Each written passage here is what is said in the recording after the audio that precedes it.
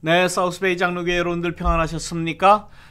평안 못하셨으리라 생각을 합니다만은, 코로나 바이러스 확산이 정신을 차릴 수 없을 정도로 많이 확산이 되고 정말 위험합니다. 여러분들 주의하시고 꼭 댁에서만 계시고 어디 나가지 마시고 누구 만나지 마시고 혹 나가시더라도 마스크 꼭 착용하시고 그렇게 철저한 방역을 하시기를 다시 한번 부탁을 드립니다.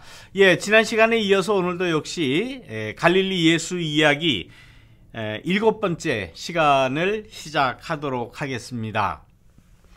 갈릴리 예수를 우리가 지금 공부하고 있는데 왜 이 예수를 그냥 예수 이야기 하다가 왜 앞에 갈릴리 자를 붙였느냐? 갈릴리와 예수님은 분리해서 생각할 수가 없기 때문입니다.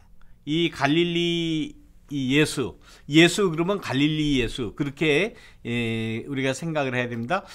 물론 나사렛 예수라는 그러한 그 명칭도 자주 나옵니다만은 그러나 그 전체적인 지형학적으로 볼 때에 나사렛은 나사렛이라는 동네를 지칭하는 것이고 조금 더 크게 행정적인 그러한 행정적이랄 건 없지만 아무튼 차별받는다고 하는 그러한 입장에서 갈릴리를 구분하는 것은 우리에게 매우 중요한 그러한 일이다라는 말씀입니다.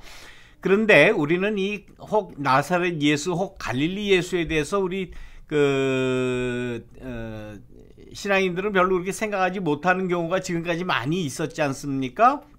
그런데 성경을 보면은 이 갈릴리와 예수를 이렇게 매칭시키는 갈릴리 예수 하면 갈릴리에서의 활동 이것을 아주 강조하는 면이 성경에는 많이 나옵니다. 우리가 보듯이 이 마가복음에는 처음부터 예수는 갈릴리 사람이다 라고 전제를 하고 들어가는데도 불구하고 예수가 갈릴리로 가다라고 하는 이 갈릴리라는 말은 꼭 집어넣습니다. 또 갈릴리 호숫가를 지나다가 어떻게 하셨다. 또 갈릴리에 오셔서 말씀을 전하셨다. 이러한 그 표현을 이 신약 성경 이 마가복음에는 놓치지 않고 계속 이어감으로써 예수와 갈릴리와의 이런 관계, 예수는 갈릴리 사람이다. 갈릴리에서 복음을 전하셨다. 갈릴리에서 뭐라 했다. 갈릴리를 계속 강조해요. 지난 시간까지 말씀드린 대로 갈릴리가 그렇게 자랑스러운 데가 아니지 않습니까? 대놓고 옛날에 우리 한국에서는 그랬다고 그러지 않습니까? 나 서울 사람이다. 그러면 굉장히 이렇게 높게 생각을 했던 그런 때도 있기는 합니다만은 근데 이 갈릴리는 그렇게 그 높임을 받을 만한 자랑스러운 그러한 지역이 아니에요. 편견과 오해와 또 차별과 이런 그 이방인으로 취급받던 그야말로 쌍놈들이라고 취급받던 그러한 동네인데 이렇게 갈릴리를 자꾸 복음서에 넣었을까? 왜 넣었을까? 그러면 그 자랑스럽지도 않은 이 갈릴리를 계속 언급을 하고 예수와 연관을 시키는 이 복음서 저자의 의도가 분명히 있을 것이다. 웬만하면 예수 그러면 다 이렇게 숭배를 해야 되고 존경을 해야 되고 높임을 받아야 되고 하는 그러한 그 초대교회 혹은 그 복음서가 쓰여질 당시의 그런 입장이라면 예수님을 조금이라도 조금 더 잘 이렇게 대접하고 잘 존경할 만한 그런 분위기를 만들어야 되는데 쌍놈들의 그 땅, 그 죄인들의 땅, 그 갈릴리하고 자꾸 연관을 시킨다는 데는 의도가 분명히 있다라는 거예요. 오늘 그런 말씀을 좀 드리려고 합니다. 자, 그 복음서의 그 이 편집구에 계속 삽입을 해가지고 예수와 또 갈릴리와의 연관성을 끊임없이 상기시킨다라고 하는 거예요. 끊임없이 상기시킨다라고 하는 거, 이거 굉장히 중요한 겁니다. 끊임없이라는 거, 계속해서 혹은 반복해서. 우리가 신앙생활 하는 그러한 그 행태 중에 하나가 반복입니다. 반복. 매주 모이잖아요. 매주 모이잖아요. 어느 신학자가 그런 말을 했습니다. 그 막스의 공산당이 기독교를 이기지 못한 이유 중에 하나가 이유 중에 한 두 가지가 있는데, 그 중 하나가 공산당은 당대회를 1년에 한 번밖에 안 하지만 이 신앙인들, 예수쟁이들은 매주 한다, 매주 모인다라는 거예요. 그래서 절대로 그 기독교를 이길 수 없다라고 이야기를 합니다. 또 한 가지는 공산당은 당비를 뭐 1년에 몇 번 정도 이렇게 내지만, 신앙인들은 믿는 자들은 헌금, 그러니까 당비를 매주 한다. 그런 조금 이제 희화화된 그런 이야기지만 그렇게 이야기합니다. 근데 이게 웃어 넘길 일이 아니에요. 우리가 신앙에 있어서 이 반복만큼 중요한 게 없습니다. 계속 끊임없이 반복하는 것. 그렇게 하다가 보면 그야말로 사람의 그 영혼 안에, 인격 안에, 또 정신 안에 그 DNA로 자리 잡을 수밖에 없어요. 그것이 조상 때부터 쭉 내려온다고 생각을 해보세요. 누가 예수의 정신을 무너뜨릴 수가 있겠습니까? 무너지지 않는 거예요. 자, 예수님의 말씀을 예수님이 이런 말씀하셨다, 저런 말씀하셨다, 이렇게 쭉 이제 앞으로 소개가 될 텐데, 그 예수님의 말씀을 어디서 했느냐, 어디에서, 요게 굉장히 중요해요.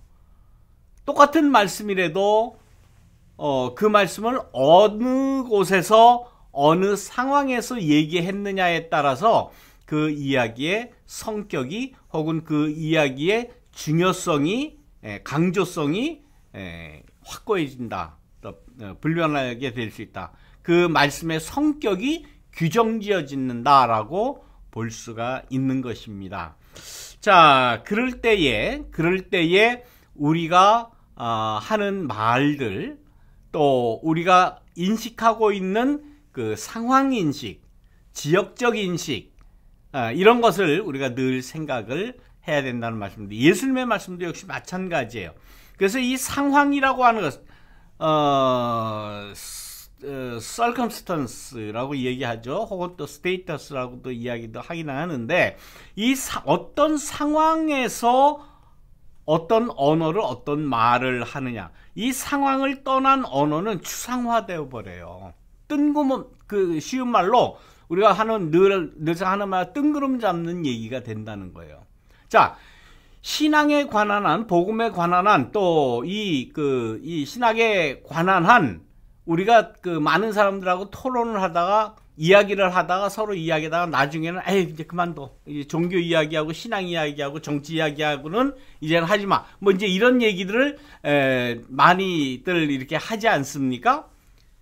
상황을 떠났기 때문에 그래요. 어떤 상황에서, 어떤 자리에서, 또 어떤 위치에서, 어느 지역에서 했느냐에 따라서 그 말씀이 명확하게 이렇게 펼쳐지는 경우가 많이 있습니다. 더군다나 예수님의 이 복음의 말씀이 그렇다는 거예요. 그걸 안 하니까, 그런 구분을 안 하고 그냥 막연하게 하나님은 사랑이시다, 다 좋게 들리죠. 근데 그렇지 않습니다. 어떻게 보면 그냥 뜬구름 잡는 얘기예요. 예수님께서 정말 이 갈릴리에 차별받고 억울한 일 당하는, 대대로 억울한 일 당했던 이 갈릴리 민중들에게, 너희 지금 가난한 사람들아, 너희는 복이 있다, 하나님의 나라가 너희 것이다 라고 이야기할 때, 그런 상황 인식을 하지 않고, 이 예수님의 말씀은 온 인류, 온 모든 사람들에게, 가난한 사람들에게 너희가 행복하고 앞으로 배부를 것이다 라고 이야기한 것하고 이게 비교를 하면 이 영 다른 말씀이 됩니다. 그렇기 때문에 우리가 신앙생활을 할 때 성경에 있는 말씀, 특히 예수님의 이 말씀, 예수님의 말씀을 그냥 말씀 그 자체만, 그 센텐스 문장만 딱 띄어가지고 이런 말씀하셨다, 이런 말씀하셨다. 우리 그런 거 많이 하잖아요. 그렇지 않습니까? 여러분들 좋은 그러한 요즘에 특히 유튜브를 통해서 그런 소위 복음의 메시지라고 많이들 아마 회자되는 거 보셨을 거예요. 여러분들도 보시고 그냥 좋은 말씀이다, 은혜가 된다 그러면 소위 말해서 이제 퍼날이라고 그러죠. 퍼서 날른다고. 그래서 다른 사람들 보라 그러고 어디 단체 카톡방에도 올리고 그러지 않아요. 대부분 상황이 배제된 이야기들이 많습니다. 그래서 누구나 보면, 누구나 이렇게 글을 대하면 참 좋은 얘기지, 누구나 다 좋은 얘기지라고 수긍할 수 있는 그런 경우가 있어요. 그런데 거기에다가 상황을 대입을 하면 이 해석이 완전히 갈라지는 경우가 많아요. 복음서는 그것에 대한 경계를 하기 위해서 끊임없이 예수님이 갈릴리 사람이었다, 갈릴리에서 말씀하셨다, 갈릴리로 오셨다, 갈릴리 호숫가를 거니시면서 이런 이적을 행하셨다, 계속해서 주입을 하듯이 반복해서 갈릴리를 강조하는 이유가 바로 여기 있다라는 거예요. 네. 자, 우리가 이 마가복음서 15장에 나오는 이 말씀인데, 예수님의 죽음의 유일한 증인이었던 여인들, 예수님의 십자가 마지막에 여인들이 있었지 않습니까? 남정네들은 다 도망가고, 배반자들이죠, 배신자들이죠, 다 도망가고, 이 여인들만 두려워 떨면서 슬피 울면서 십자가를 나중에 지켰는데, 그 여인들을 소개하는 말입니다. 이들은 예수가 갈릴리에 계실 때에, 갈릴리에서 예수님이 활동하실 때에 예수를 따라다니면서 섬기던 여자들이었다라고 분명하게 갈릴리 여인들임을 밝힙니다. 그러면 예루살렘 여인들은 없었을까? 그렇지 않다고 그러는 거죠. 그 밖에도 또 여인들이 있었는데, 예수와 함께 예루살렘에 올라온 여자들이 많이 있었다. 여인들이 많이 있었는데, 마지막에 예루살렘에서 이제 고난받으러 올라가실 때에 그 여인들이 많았는데, 그 중에도 특별하게 갈릴리 여인, 이 갈릴리 여자분들에 대한 그러한 지적을 분명하게 합니다.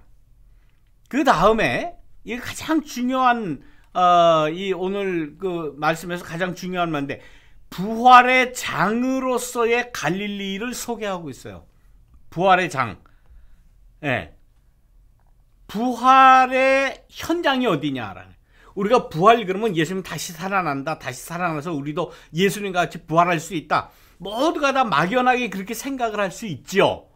그런데 복음서는 그렇게 얘기를 하지 않아요. 예수님 부활하는데 어디에서 부활하느냐, 어디에 가야 부활한 예수를 만날 수 있느냐라고 하는 문제를 명확하게 지시를 하고 있습니다.